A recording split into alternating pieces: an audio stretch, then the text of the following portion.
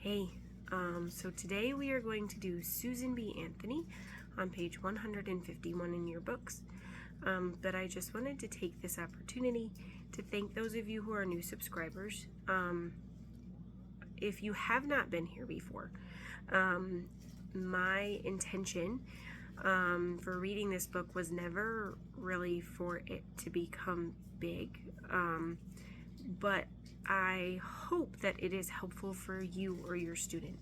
I have a son who is in Challenge B this year, and one of the things that was actually kind of a struggle for us was that the American Experience Storybook is not on audio. I know that they are working on it, and I know that is definitely something for in the future, and we will gladly welcome that when it comes. But for this year, my son really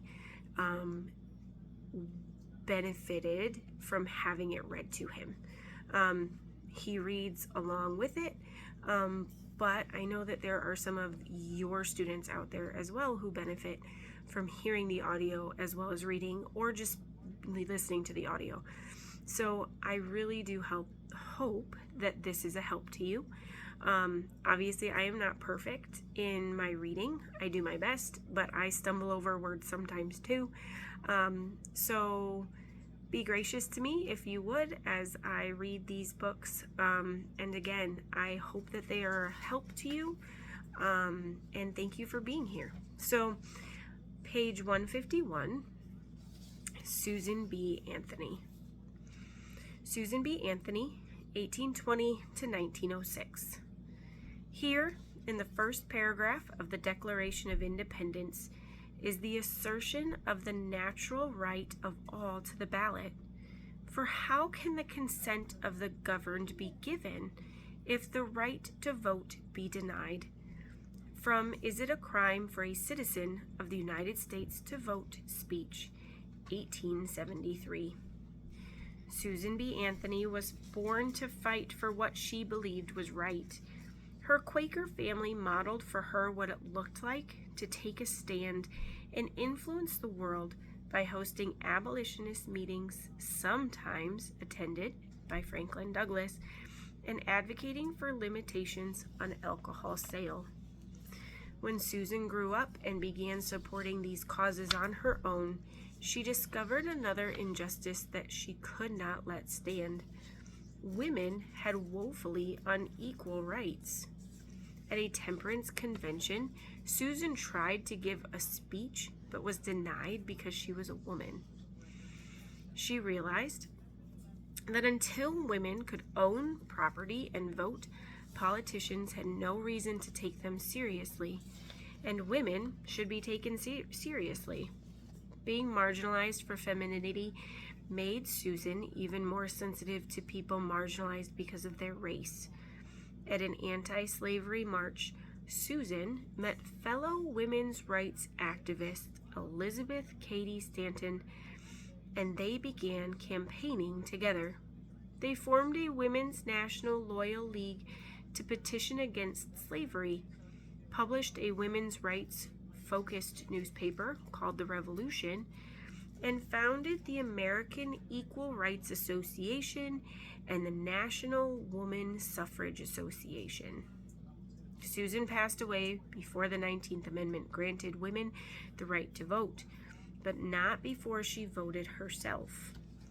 In 1872, Susan demanded to be registered and voted illegally. She was later fined $100, but never paid the fine.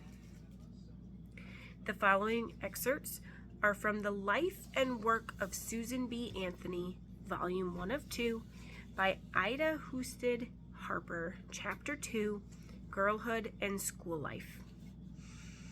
In the spring of 1832, a brick kiln was burned in preparation for the new house. Mrs. Anthony boarded 10 or 12 brickmakers and some of the factory hands with no help but that of her daughters Gwilma, Susan, and Hannah, aged 14, 12, and 10. When the new baby came, these 3 little girls did all the work, cooking the food and carrying it 4 or 5 steps up from the kitchen to the mother's room to let her see if it were nicely prepared and if the dinner pails for the men were properly packed.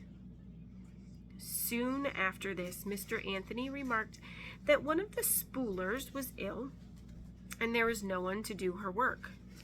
Susan and Hannah had spent many hours watching the factory girls, and at once raised a clamor to take the place of the sick spooler.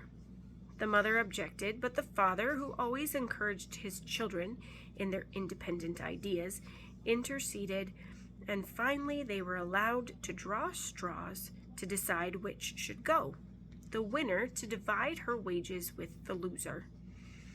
The lot fell to Susan, who worked faithfully every day for 2 weeks and received full wages, $3. Hannah, with her $1.50, bought a green bead bag, then considered the crowning glory of a girl's wardrobe. Susan purchased half a dozen pale blue coffee cups and saucers, which she had heard her mother wish for, and presented them to her with a happy heart. The next summer the house was built, the finest in that part of the country, a 2.5-story brick with 15 rooms and all the conveniences then known. Quakers never celebrate Christmas, but the Anthonys, having lived now for 7 years in the Presbyterian neighborhood, decided to give the children a Christmas party in the new home. The walls had a beautiful hard finish, the woodwork was tinted light green, and the new flag-bottomed chairs were painted black. Between the rough boots of the country youths and the chairs pushed or tipped against the wall, both woodwork and plastering were almost ruined, and the new house carried a lasting reminder of the festivities. About this time, Daniel Anthony was again brought under Quaker criticism. On one of his journeys to New York, he had bought a camlet cloak with a big cape as affording the best protection for the long, cold rides he had to take. The friends declared this to be out of plainness, and insisted that he leave off the cape and cease wearing a brightly colored handkerchief about his neck and ears. Daniel, who was beginning to be rather restive under his restraints, refused to comply, but as he was a valuable member, it was finally decided here also to condone his offense. Through all those years, Lucy Anthony went to Quaker meeting with her husband. After public services were over, however, and the shutters pulled up between the men's and the women's sides of the house for business meeting, she was rigidly barred out. She would take her children and walk about in the graveyard outside while she waited for Daniel, but as the graves were all in a row without even a headstone to distinguish them, this was not a very interesting pastime, and the wait was long and tedious. When the little girls went with the father, they also were shut out of the executive session where such momentous questions were asked as, are friends careful to keep themselves and their children from attending places of diversion? Are friends careful to refrain from tale-bearing and detraction? Are friends careful to send their children to school and all children in their employ? One cold day, the mother being detained at home, 10-year-old Susan received permission to go with her father. When the business meeting began, she curled up quietly in a corner by the stove, thinking to escape detection, but was spied out by one of the elders, a woman with green spectacles, who tiptoed down from the high seat and said, "Is thee a member?" "No, but my father is," replied Susan. "That will not do. Thee will have to go out." "My mother told me to stay in." "Thy mother doesn't manage things here, but my father told me to stay in." "Neither thy father nor thy mother can say what thee shall do here. Thee will have to go out." And taking the child by the arm, she led her into the cold vestibule. After remaining there until almost frozen, Susan decided to go to the nearest neighbor's.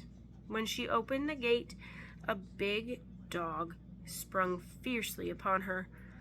Her screams brought out the family, and she was taken into the house, where it was found the only injury was a large piece bitten out of the new Scotch plaid cloak which she had gone to meeting on purpose to exhibit. The affair created considerable excitement. Mr. and Mrs. Anthony were very indignant, and it ended in the father's making a request that his children be made members of the society, which was done. Daniel Anthony was by nature a broad, progressive man, and his family were not brought up according to the strictest and narrowest requirements of Quaker doctrine, while his wife, remembering the liberal teachings of her Universalist father and her own girlish love of youthful pastimes, went still farther in making life pleasant for the children. Through her influence, the daughters secured many a pretty article of wearing apparel, and when there was a party whose hours were later than the father approved, the mother managed to have them spend the night with girls in the neighborhood. When the family first moved to Battenville, the children went to the little old-fashioned district school taught by a man in winter and a woman in summer. None of the men could teach Susan long division or understand why a girl should insist upon learning it. One of the women maintained discipline by means of her corset board used as a ferrule. As soon as Mr. Anthony finished the brick store, he set apart one room upstairs for a private school, employed the best teachers to be had, and admitted only such children as he wished to associate with his own. When the new house was built, a large room was devoted to school purposes. This was the first in that neighborhood to have a separate seat for each pupil, and although only a stool without a back, it was a vast improvement on the long bench running around the wall, the same height for big and little. The girls were taught sewing as carefully as reading and spelling, and Susan was noted for her skill with the needle. A sampler is still in existence, which she made at the age of 11, a fine specimen of needlework, with the family record surrounded by a wreath of strawberries, all carefully wrought in crewels. There is also a bedquilt, the pieces sewed together with the fine over and over stitch, and there are ruffles hemmed with stitches so tiny they scarcely can be distinguished. An early teacher was a cousin, Nancy Howe, who was followed by another cousin, Sarah Anthony, a graduate of Rensselaer Quaker boarding school. I know I did not say that one right. Among the teachers was Mary Perkins, just graduated from Miss Grant's seminary at Ipswich, Massachusetts, and a pupil of Mary Lyon, founder of Mount Holyoke. She was their first fashionably educated teacher and taught them to recite poems in concert, introduced school books with pictures, little black illustrations of old dog Tray, Mary and her lamb, etc., and gave them their first idea of calisthenics. She loved music and wished to attend the village singing school. Lucy Anthony sympathized with this desire and interceded for her, but Daniel decided it would be setting a bad example to the children, and they would be wanting to sing. Into this commodious home, Lucy Anthony brought her aged father and mother, and carefully tended them until the death of both within the same year, aged 84. In May 1834 came the first great sorrow, the death of little Eliza, aged 2 years, and the mother was heartbroken. Her life was centered in her children, and she could not be reconciled to giving up even one.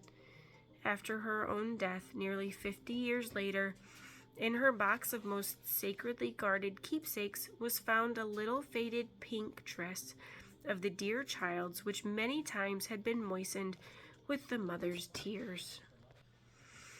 The children continued to attend this private school, and as Gwilma and Susan reached the age of 15, each in turn was installed as teacher in summer when there were only young pupils.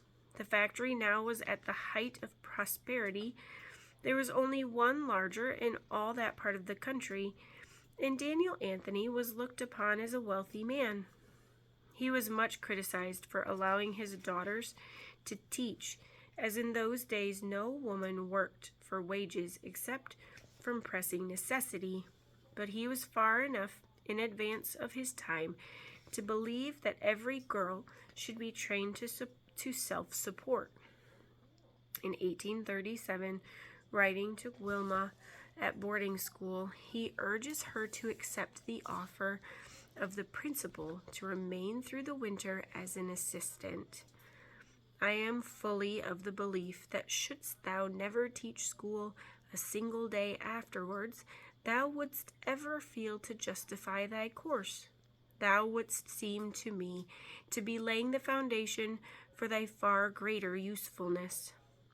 Thy remaining through the winter must, however, be left solely to thyself, as it would be of little avail for thee to stay and not to be contented. Thy home, Gwilma, is just the same as when thou left it, and shouldst thou decide to spend the winter months away, we will try to keep it the same until thy return in the spring. Let me know if thou canst be content to remain away a few months longer from thy mother's kitchen. In the winter of 1837, at the age of 17, Susan taught in the family of Doris and Huldah Deliverge at Easton, a few miles from Battenville, for $1 a week and board. The next summer, she taught a district school at the neighboring village, Reed's Corners, for $1.50 a week and boarded round, and proud was she to earn what was then considered excellent wages for a woman. In the fall, she joined Wilma at boarding school. The little circular, yellow with age, reads, Deborah Molson, having obtained an agreeable location in the pleasant village of Hamilton, in the vicinity of Philadelphia, intends, with the assistance of competent teachers, to open immediately a seminary for females. Terms, $125 per annum for boarding and tuition. The inculcation of the principles of humility, morality, and a love of virtue will receive particular attention. This was Susan's first long absence from home, and her letters and journals give a good idea of the thoughts and feelings of a girl at boarding school in those days. She developed then the letter-writing habit, which has clung to her through life. The letters of that time were laborious affairs, often consuming days in the writing, commencing even to children, respected daughter or son, and rarely exceeding 1 or 2 pages. They were written with a quill pen on foolscap paper, and almost wholly devoted to the weather and the sickness in the family. The amount of the latter would be appalling to modern households. The women's letters were written in infinitesimal characters, it being considered unladylike to write a large hand. The Anthonys were exceptional letter writers. It cost 18 cents to send a letter, but Daniel Anthony was postmaster at Battenville, and his family had free use of the mails. If he had had postage to pay on all of homesick Susan's epistles, it would have cost him a good round sum. The rules of the school required these to be written on the slate, then submitted to the teacher, and then carefully copied by the pupil. So it is not unusual to find that a letter was 5 or 6 days in preparation. For the same reason, it is impossible to tell how much sincerity there is in the frequent references to the dear teacher and the most excellent school. The stilted style of Susan's letters is most amusing. A few extracts will illustrate. I regret that brothers and sisters have not the privilege of attending a school better adapted to their improvement, both in science and morality. Surely a district school, unless they have recently reformed, is not an appropriate place for the cultivation of the latter, although in the former they may make some partial progress. Deborah has not determined to relinquish this school, although she has not yet ascertained whether the income from it will be equal to the expenditures.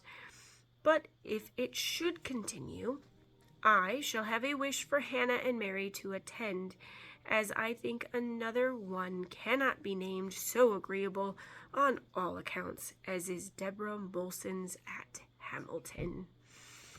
One may imagine that Susan got several credit marks when her teacher corrected this on the slate.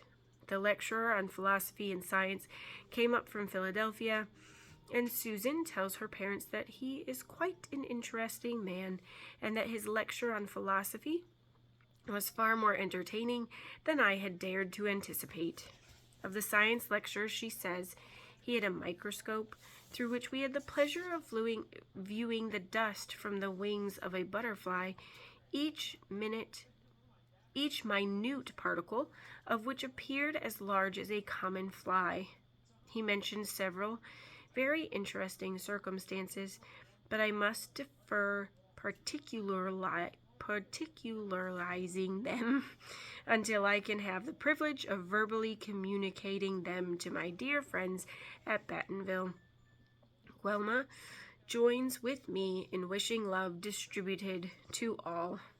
Again she writes, Beloved parents, the second Sabbath day of my short stay in Hamilton arrives and finds me scarcely capable of informing you how the intervening moments have been employed, but I hope they have not passed without some improvement.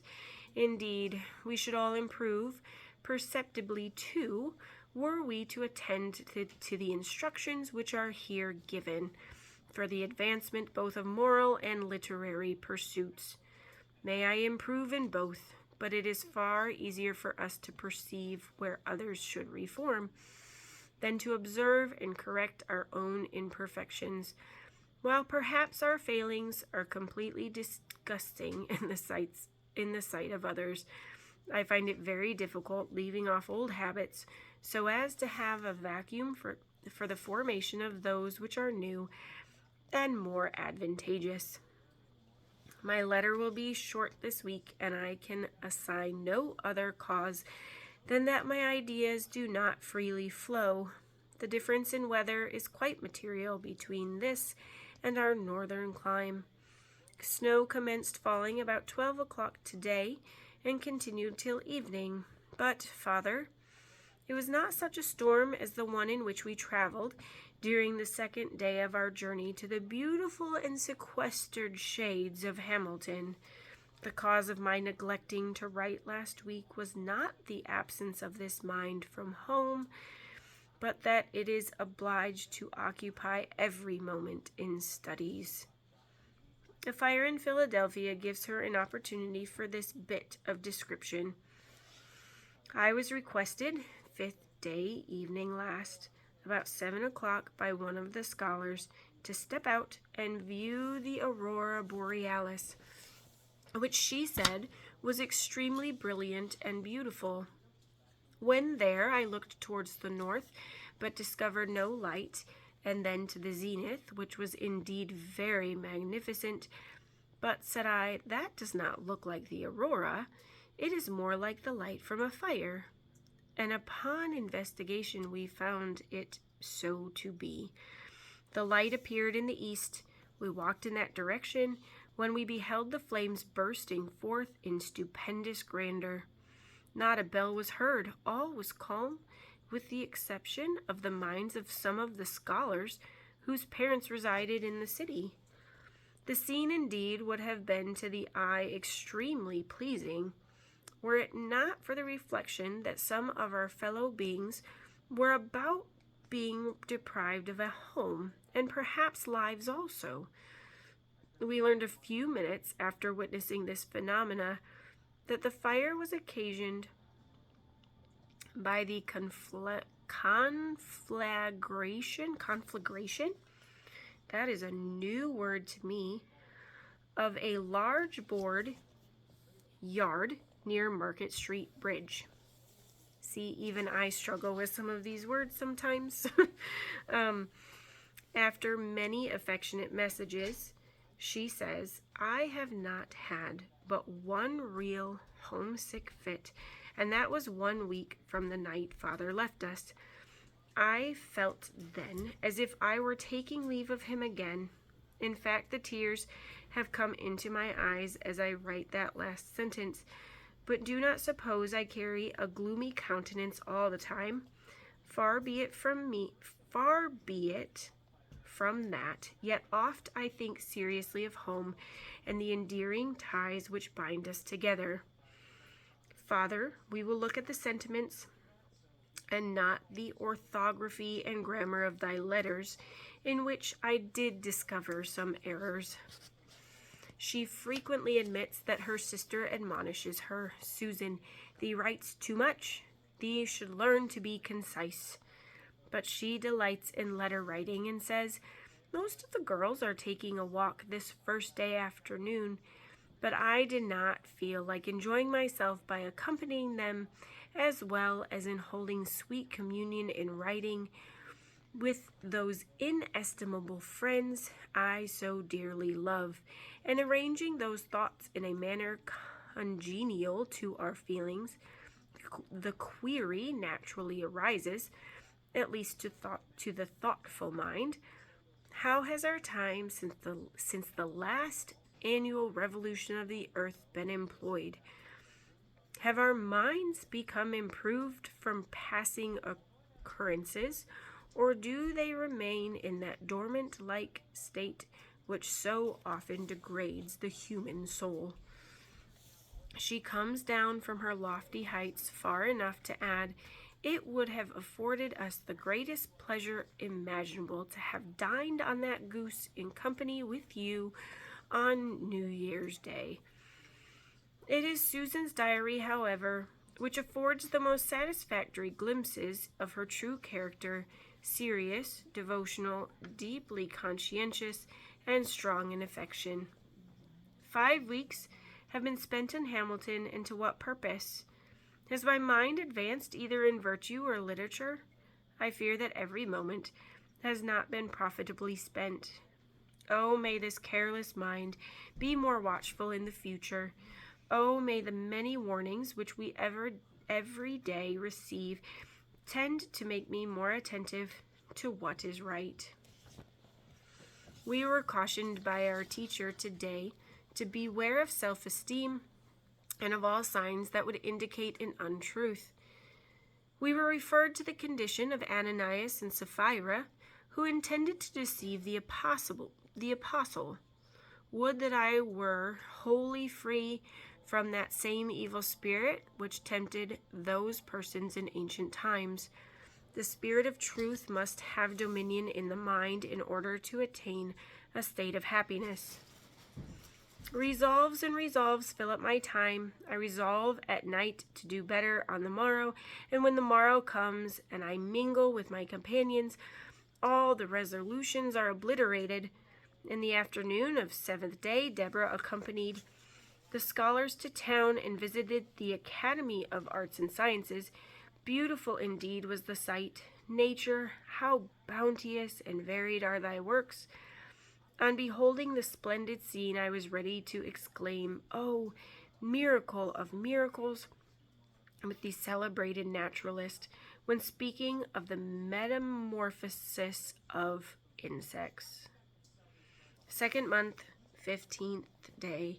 This day I call myself 18.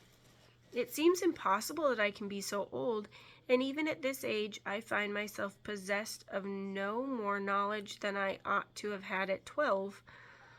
Dr. Allen, a phrenologist, gave us a short lecture this morning and examined a few heads, mine among them. He described only the good organs and said nothing of the bad. I should like to know the whole truth. Susan relates with a good deal of satisfaction that she has written a letter to a schoolmate at home without putting it on the slate for the teacher to see. A few days later, Deborah sends for her. She went down with cheerfulness, but what was her astonishment to see Deborah with the interceded letter open in her hand. Susan closes her accounts of the interview by saying, "Little did I think when I was writing that letter that I was committing such an enormous crime." Thank you for being there and for your patience as I stumbled over some of those words. I hope you have a wonderful week at school and at CC this week. See you later. Bye.